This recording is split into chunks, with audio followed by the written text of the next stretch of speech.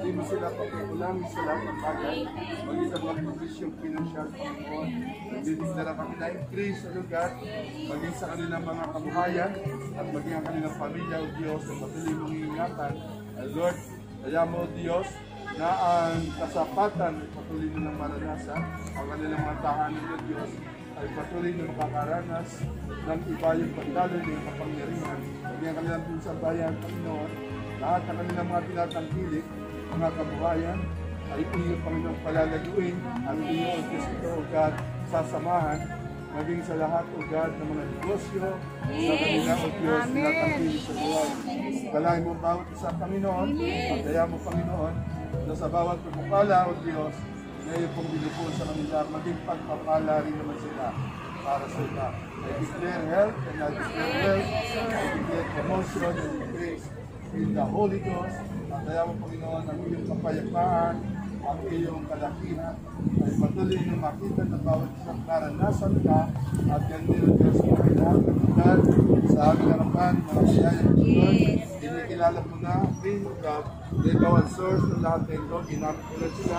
Pagpalain mo lahat ng kamay, nagkakaroon nito, at lahat ng kamay, na kung saan, O Diyos, na mga biyaya nito ay pinapatumpol upang pagdiwa ngayon, kasi naman may karawan, pagka sa buwan na ito, in Jesus' mighty name, Amen. Happy birthday to you.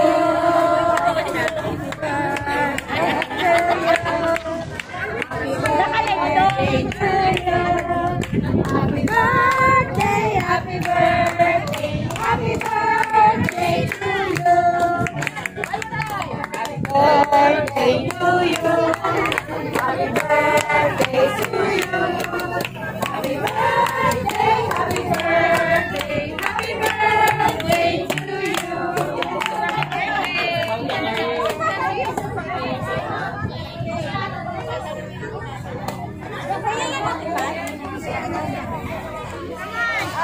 Kain na na! Ako kuha, mga leader. Tato? Wait lang. Ay, hindi. Wala ang talas.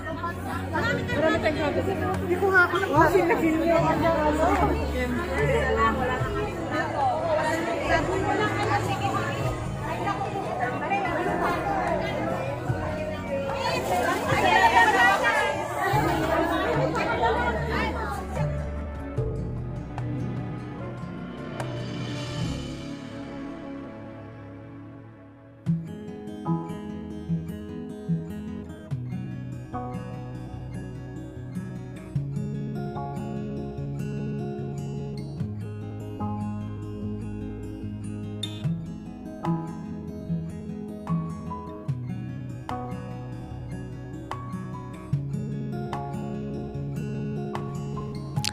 Ayan po, kainan na. Kainan na yan. Bali, ang grupo namin ay from G1 to G12. So, bawat grupo ay nagsasama-sama at doon nagkakaroon ng pagkain sa table. Ganyan po ang ginagawa namin pagka ganyan may celebration. Siyempre, pagkatapos, hindi mawawala ang picture taking. Ayan po.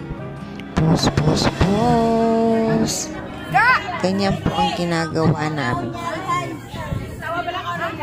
Pagkatapos ng service, doon po kami sa park nagkakatuwaan. Ayan!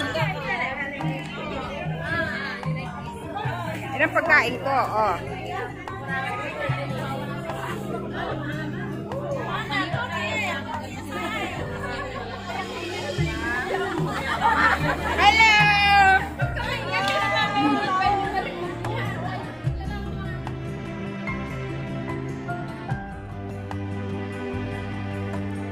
Ayan po, after ng kainan, tinuloy na namin yung joint fellowship. Yan. Lahat naman ay attentive sa pakikinig sa naghahayag ng salita ng Diyos. Talagang reason. Nagnonood sa bawat premyo. Nagjajat daw. Hindi dahil sa premyo, may makukuha kayo premyo. Yan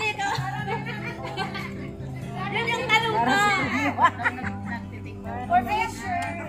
Gusto namin makaragdagan ng yung mga bago. Bakit kayo nagjajat daw? Oh, bakit kayo nagtitik note Ng topic. ng topic? Bakit? Sa'yo, your own. Dali. Hindi actually nag-chat down. It's just all of my mind. Kaya lang tinatandaan ko yung mga verses is for me to apply in the future, on my future life. Para sa kanya yan. Kakaiba ka iba sa'yo.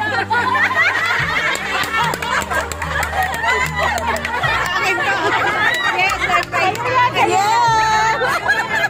Pag wala ibigay. sa'yo na yan. Huwag mo na ibigay.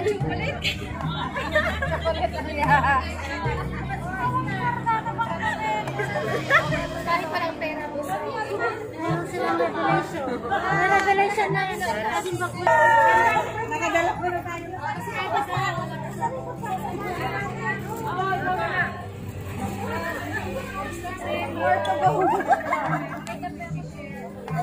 Nakita ko, lahat kayo ano? Lahat ng words. Kasi kapag nag-dignode sila, words by words.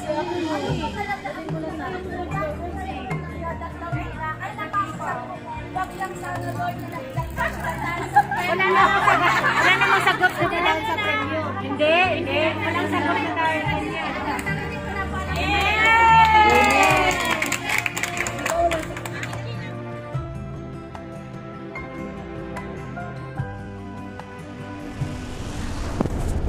Hello guys. Ayan, hapon na, gabi na, kaya pauwi na. Tapos na naman po ang araw ko, yung day off. So pauwi na po ako.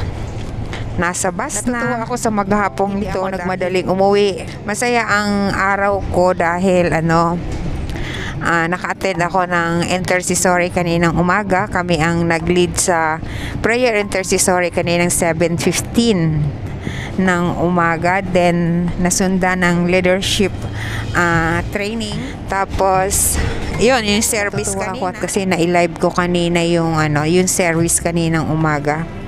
Yun, nagpaalam naman ako sa pastor namin kung pwede kong i-live. Sa akin, gusto ko ma-live yung service para sa lalo sa panahon ngayon na lahat nanghihina sa Pilipinas, kung saan man lugar na naaabot ng YT World na hindi sila nakakapunta ng church.